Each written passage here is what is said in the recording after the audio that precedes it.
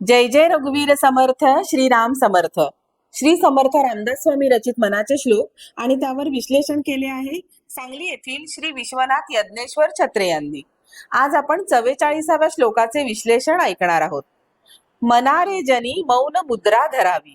मनात येणाऱ्या वेड्यावाकड्या विचारांना आळा बसावा आणि हातून काही अनुचित घडू नये म्हणून समर्थांनी सांगितलं की सतत रामरायांच्या स्मरणात राहावं, म्हणजे ते सर्वतोपरी आपली काळजी घेतील हा विश्वास बाळगावा. आपले दिवसभर इकडचे तिकडचे बोलणे चालूच असते, ज्याला आपण चकाटा पिटणे असे म्हणतो, आणि त्यामुळे आपल्या नामस्मरणात खंड पडतो.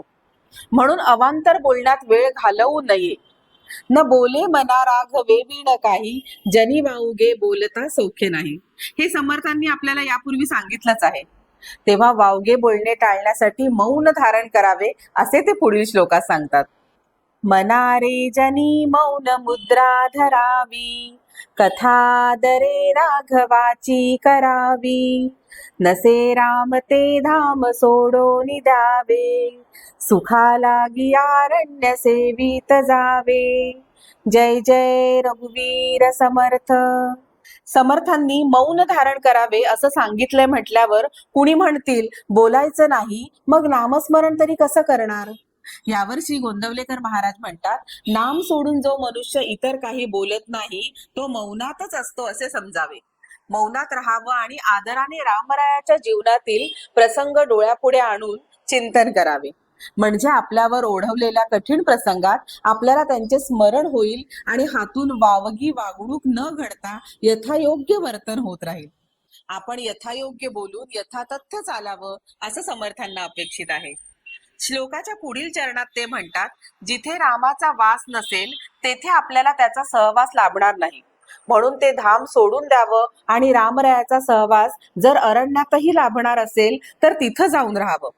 सीतामाईंनी हे बरोबर ओळखलं होतं, म्हणूनच रामराय वनवासाला निघाल्यावर त्यांनीही राजवाड्यातील निवास, तेथील सुखासीन जीवन या सगळ्यांचा क्षणार्धात त्याग केला आणि रामरायांच्या बरोबर वनात आनंदाने राहायला गेल्या.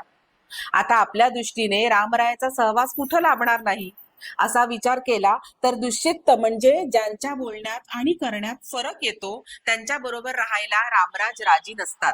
म्हणून अशा दुश्चित्त माणसांबरोबर राहणं जरी आपल्याला सुखावं होत असलं तरी अशा माणसांचा सहवास टाळावा आणि जिथं बोले तैसा चाले अशा व्यक्ती असतील तिथं रामराय हमखास राहतात तिथं राहावं. तिथली परिस्थिती खडतर असली तरी डोळे मिटून अशा व्यक्तींच्या सहवासात राहणं आपल्या हिताचं असतं. जय जय रघुवीर समर्थ.